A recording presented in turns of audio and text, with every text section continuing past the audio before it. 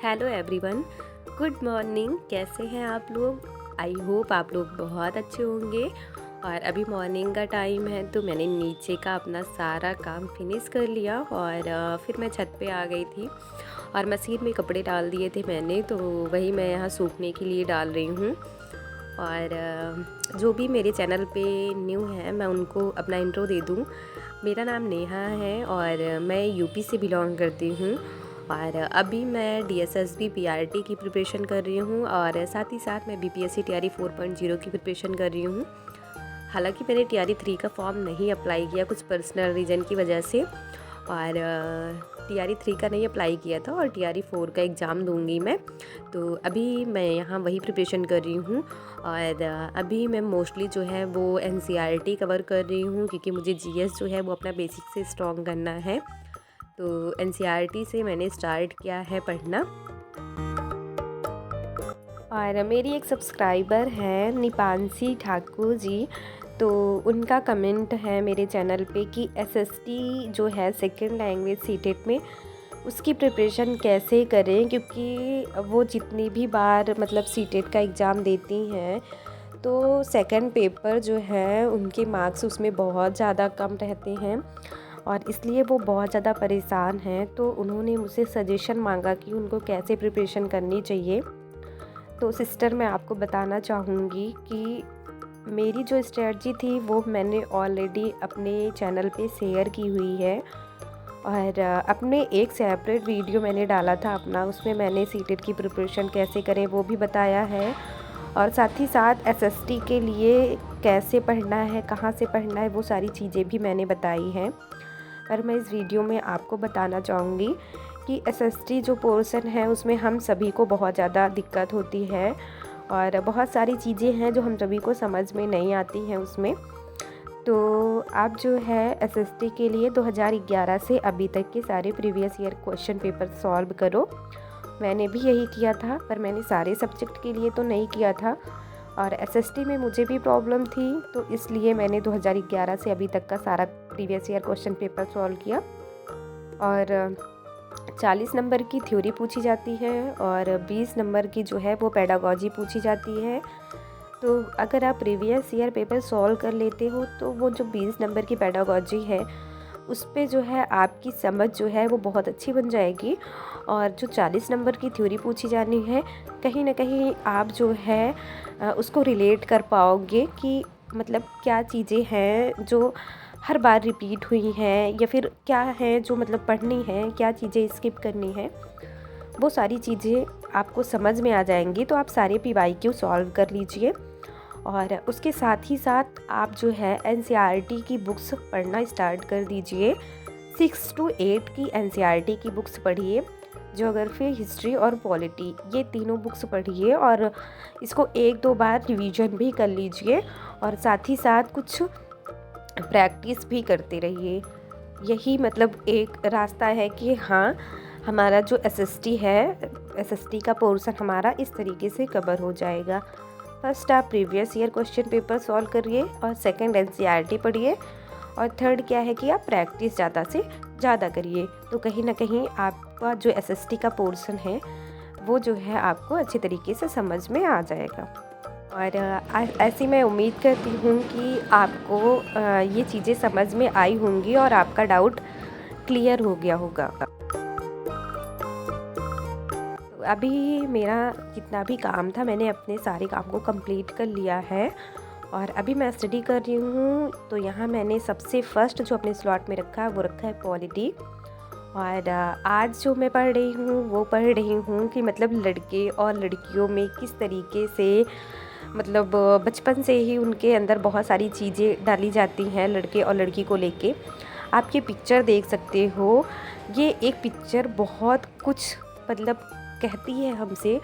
अगर आप इसको ध्यान से देखो तो ये एक औरत जो है वो बहुत सारी रिस्पॉन्सिबिलिटियाँ निभाती है अपने लाइफ में, जो हर कोई नहीं समझता है। बहुत कम ही लोग हैं जो ये सारी चीज़ें समझते हैं और इस चैप्टर में यही सारी चीज़ें थी जो आज मैंने रीड की और आप लोगों के साथ शेयर कर रही हूँ मैं।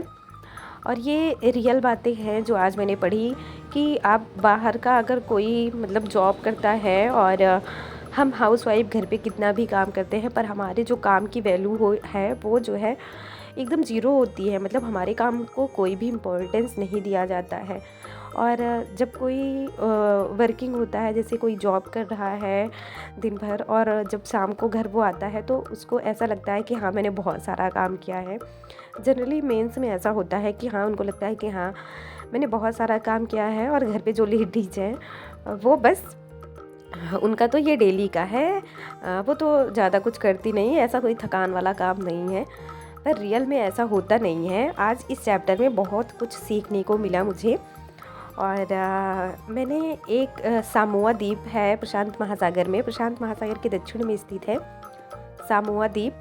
तो 1920 के दशक की स्टोरी आज मैंने पढ़ी, तो उसमें ये बताया गया है कि वहाँ पे मतलब जो गर्ल्स होती हैं वो एक एज में, मतलब जब वो 13-14 साल की होती हैं, और उस टाइम पे जो बॉयज़ होते हैं वो किचन का काम संभालते हैं, और जो गर्ल्स होती हैं वो सिर्फ बाहर से मतलब किचन में उनकी हेल्प करती हैं, वो भी टेम्परेरी हेल्प करती हैं, और बाकी किचन की जितनी भी रिस्पॉन्सिबिलिटी है वो बॉयज़ के ऊपर होती है कि खाना बनाना वगैरह सब बॉयज़ करते हैं। ये 1920 के दशक की बात थी। तो मैंने पढ़ा तो मुझे बहुत इंटरेस्टिंग लगा, तो मैंने सोचा आप लोगों के साथ शेयर करते हैं। तो दोपहर में मैंने पॉलिटी पढ़ी थी और हिस्ट्री पढ़ी थी।